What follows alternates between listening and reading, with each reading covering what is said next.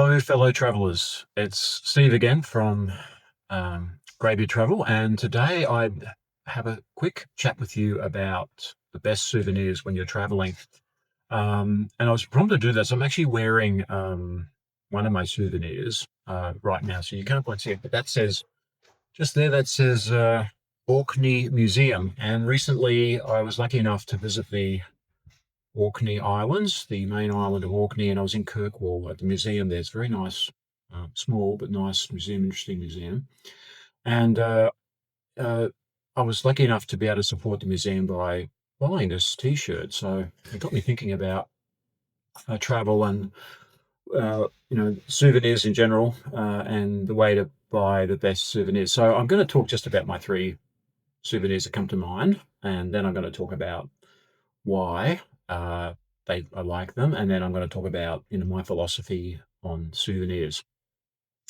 But generally, what I want to say is that I'm very keen on buying um, clothing from museums and the like, tourist authorities to support the local people, um, and not buying things that you have to carry along with you. For example, I'm thinking of things like fridge magnets, which can become, if you travel enough places as I do, or you do, you may do, it can become overwhelming, cover your fridge, and then you sort of just forget about them over time, and they just become part of the background. So I think the good thing about buying clothing, and buying clothing, I want to say from the right place, is that you need clothes anyway when you're traveling, and I'm a big fan of traveling light, so it's nice to have, and it's nice to have a souvenir. So first of all, yes, I've just got the gym shirt, and the reason I wear it to the gym, it tends to this particular one. I paid €15 for it, and seemed like a bargain at the time, but it does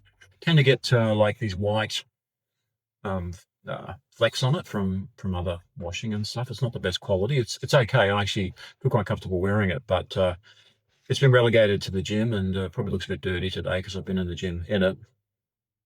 The favorite thing, one of the most favorite things I bought was a T-shirt from San Sebastian, which San Sebastian, if you don't know, is in the far top left area of Spain, if that makes sense. And when I went there, I didn't want to go, but the person I was traveling with convinced me to go, and I'm so glad I did, because it's actually one of my favorite places. It's very unique and exciting and wonderful place, and I was able to buy this San Sebastian T-shirt there. I spent €50 on it, which is quite a lot of money in Australian dollars for a T-shirt, but it was very good quality. It felt really good, and I just wore it and wore it more. And the reason I don't have it now, even though that was I think 3 years ago, is I wore it to death. I just loved it. So it was a really nice tee, and I bought it at the local tourist authority. So I felt I was sort of supporting the local area as well. So that was my favorite. And the final thing that I thought of, this is not a long video, the final thing that I thought of was my Andy Warhol socks, which I bought in, here's one I've got here now. Here's Andy. You can see him there. Yeah. So I bought, now I can't find the other half of Andy, unfortunately. He was here, till recently, but it could be a bit of a clothing crisis. But I bought him the Andy Warhol socks in the La Sagrada Familia Cathedral shop in Barcelona, as some people like to say.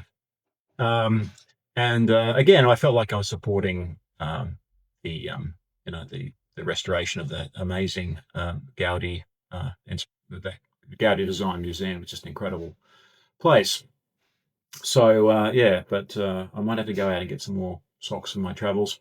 I mean, I generally think I went to a fair the other day, an arts fair, and I bought some small pieces of art. And it was great because I was supporting the local people. Now, I wouldn't necessarily buy that if I was traveling. I have bought things that are flat sometimes, but then you have to sort of mail them or get them home without damage, and it can be very, very challenging. So, and also in the past, I've bought things. I remember many years ago, I bought some things from Venice and had them shipped home.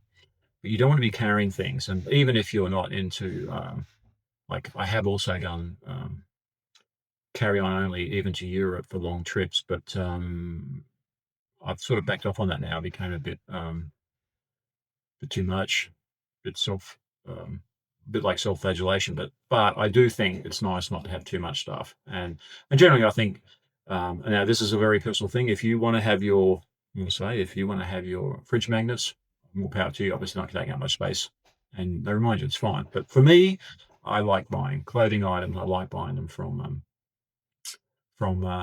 places like museums, museum shops, and the like. I think they're a great place to buy things. And yes, you pay a bit more. You are supporting the local institution, um, the local economy. And I think also one wants to think these days about, accessible waste. So really, that's oh, just move that. So really, that's really my main message from this little video is that's my kind of philosophy of souvenirs. I guess the downside of buying clothing is it doesn't last forever, as I found with my San Sebastian shirt. But I guess the thing about that is then you can go back to San Sebastian buy something else. But nothing lasts forever, and I think memories are more important for me. But again, souvenirs.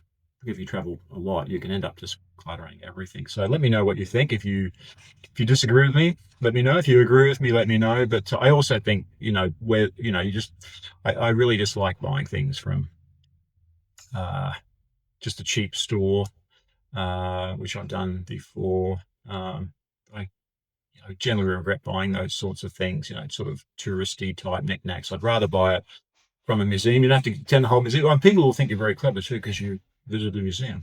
So, yeah, it's a halo effect as well. Anyway, let me know what you think, and I'll see you next time. Bye.